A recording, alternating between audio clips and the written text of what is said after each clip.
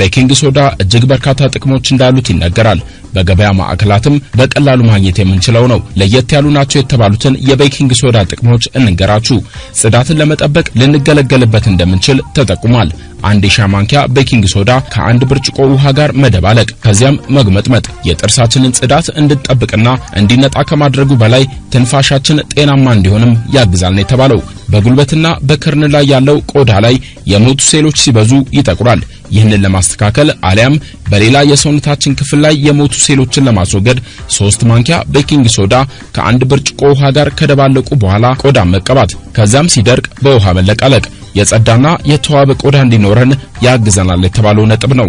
ለመነቸኩ ዕቃዎችና የመታጠቢያ ቤት ግድግዳና ቁሳቁሶች ጽዳትም መፍትሄ ነው ተብሎለታል።